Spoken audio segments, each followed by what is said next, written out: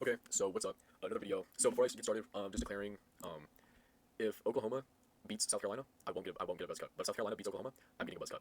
That's the final thing. That's the come to. So just announcing that. But basically back to what this video is about. Also, I'm gonna be doing I'm gonna start uploading clips. I'm gonna do like a little talk show kind of thing with this guy from my school I used to go to before I went to alternative. So yeah, so you'll find out about that when that goes down. But I don't know what this was. That's gay as shit. But anyways, so this is about my time in rehab because I kind of realize I've been on the idea of talking about my time in rehab on this page for a while now. I just never like I I told a couple stories, but I just kind of in general want to talk about my time in rehab, and I think it's very important to emphasize this wasn't like a normal rehab. This was like a rehab slash psych ward slash alternative detention, alternative juvie. So it was by no means like just a normal rehab, and I think in a weird way I still kind of have this weird like enigma built around it where I'm kind of like I have this weird feeling like in a weird way I still belong there, and it's not because I believe the therapy was genuinely doing something for me, more in the sense that it was a chaotic environment because the people there were not only drug addicts, but they came from actual juvie, and lots of them were serving long sentences and just got out of it, and lots of them had psychotic issues like psychosis. So it was a mix of things, and that peer group, it was basically like it was strange. It was like we had a brotherhood in a way, but we also like there was also a fight almost like every other day. And I'd say like after like my first week and a half there, the fights were originally, and I guess we're just getting started.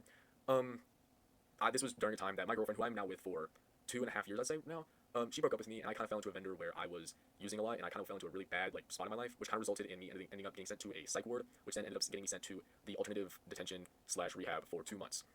I'd say I actually wrote down in a journal my first 15 days there, and I would say my first week and a half basically, I would describe it as every fight kind of excited me, but then towards the end of that week and a half, it was like I wasn't really getting excited unless someone was bleeding. Like I became desensitized to it very fast, but in a weird way, that very chaotic nature. I remember vividly these two like probably 270 pound, 6'2" huge fucking giants start going at it, and like the entire there's like 20 staff in there separating them. Like they were going at it fucking, and I swear to God, not even 10 minutes later, I come back in the room and they're both crying in each other's arms. It was such a chaotic and unpredictable place. I remember I saw someone, I almost saw a guy who had severe mental issues. And no, he told someone about that, and the guy mentioned that he had severe mental issues after the whole ordeal, but he never elaborated on them. And that's like the kind of respect that they all had for each other, despite the fact the guy who he literally tried to kill still respected him enough to not tell his private business that he heard about him. But basically, what happened is I remember vividly. He was getting pissed off with his roommate, and his roommate walks out and says, "You need to come get this guy." I shit you not, he comes out of his room with a new pair of shoes on. I'm like, that's weird. Why change shoes? I realize as he's walking, he lifts his shoe up behind his like and he grabs the bottom of his shoe, rips it off, and takes the tape off. It is a handmade shank, and he used a stress ball to make a handle, and the metal was literally like it was a shank. And if that kid, if there was like a woman staff there, excuse me, sorry, if there was a woman staff there, I believe totally he would have killed the staff and then killed that guy. Like I swear to God, I would have seen a live murder right there. If it wasn't a grown like 250-pound man who was standing in between those two, I would have seen a man die. And it was crazy. This kid looked like he weighed 100 pounds wet, but they had to get 5 grown men to hold him down. It is crazy what adrenaline will do you. Like, I got in a couple fights there. I never got in a fight. I got in a fight with one person in my unit, and that was on the last night of my stay. And the thing is they can't extend your stay by any means. It is a 2-month stay because it is paid for by insurance. It's not paid for by the government. Which keep this in mind. I got in a fight with someone who raped a 5th grader in another, and basically there was multiple units because it was a facility, and it was an alternate to juvie. So they had one that was purely for psychotics. The one I was in was an alternative detention for psychotics and drug addicts. So and then there was also another one which was paid for by the government, and it was basically a therapeutic safe space for people for basically sexual aggressors under the age of 18. And it's also a place where they could be safe. Basically, if people in juvie found out that you were a pedophile, they would send you there as a result, and you would stay there. You would stay there as long as you wanted because because the taxpayers of America are paying for a protection program for sexual aggressors. So that was crazy to me. And the thing is it was so annoying because the only staff I'd say I really respected in the sense of when they spoke on this was either I remember when I wouldn't even say it was a fight. I just basically assaulted someone after I found out he molested a 5th grader, and afterwards they decided it'd be a good idea to give us a lesson on how we are actually just like the pedophiles of the pedophile unit, and they decided to give us a lesson on how we don't know what yes or no means and how we are no better, which caused an absolute outrage, and then we were treated like the villains because we didn't like that. And it was just such a weird space, and I think it was such a weird space. Like it was so chaotic, but at the same time, everyone there had a weird love for each other. Now there were a few outcasts, like I'd say 1 or 2 outcasts my entire stay there. There's this one kid who was a compulsive liar. For example, we were in a AA meeting, or NA meeting. It was like an anonymous group, but like for us, I don't know. We all got in a circle and we'd all explain what was going on in our lives and why we were addicts and all that. And this one guy, for example, he told the story about how his ops came up. Keep in mind, a white kid with a Galaxy Bendy dabbing shirt on, literally Bendy from Bendy and the Eat Machine, hitting a dab he was talking about how he was walking the streets of the hood, and his ops came up and switched down his girlfriend and first kid, or no, his girlfriend and his second kid. I don't know. He said he had two kids, and he said that he switched down his girlfriend and his second kid, and he said he had to go and shower off the blood, and he cried in the shower. Okay, sorry, I ran out of space in the middle of the recording, but I would say there was like they let us the only time we really got we're allowed the only time we were allowed to go outside, we were allowed in this little Pentagon. It was a huge facility that looked like the Pentagon, and there was an area in the center that we that was the place where we could be outside. And after like the first week of my second month there, they said the weather conditions deemed it not possible for us to be able to go out there anymore.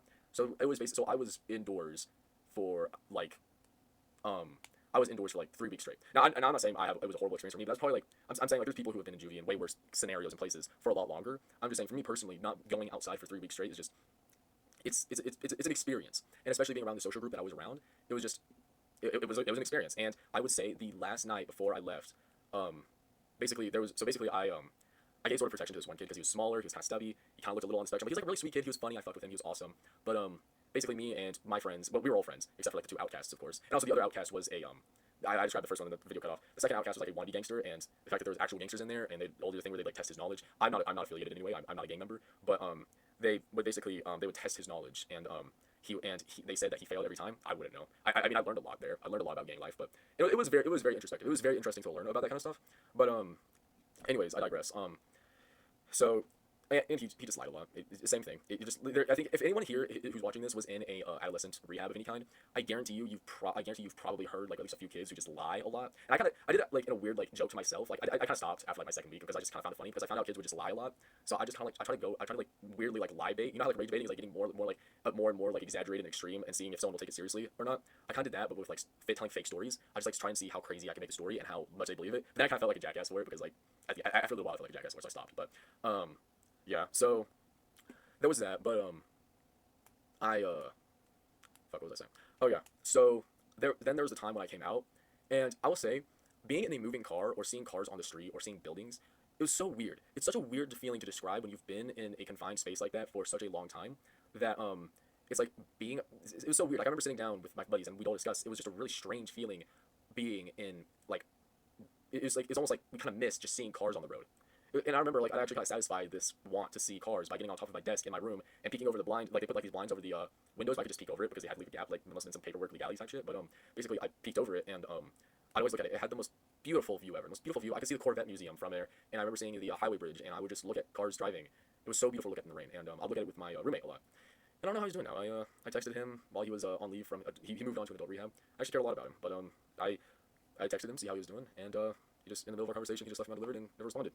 And sometimes I get worried about that, but, you know, at the end of the day, as they say, relapse is part of recovery. Well, I'm not saying he did relapse, but who knows.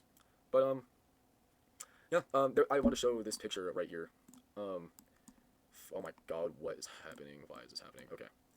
So, this picture right here, this was literally, I got out and I spent a day at my house, and then the day after, I went to go hang out with my girlfriend, and it was, I was just so out of it. Her and her mom both described me as a zombie. She said I was like disassociating with everything. And I think I know completely why. It's just because like I was basically being reintroduced into society, being surrounded by normal people again, like seeing citizens. I remember I went to a Buc-ee's right after I went to rehab, and it was just like I almost felt like an overstimulated autistic child, just being surrounded by all the noise and people talking and people in tourist shirts. It's like it's such a surreal experience of being introduced to life again, and almost in a weird like way. I felt like I belonged in that chaotic environment more than I belonged in a like, you know. But yeah, that's the video. I'm probably gonna go to bed after this. So yeah.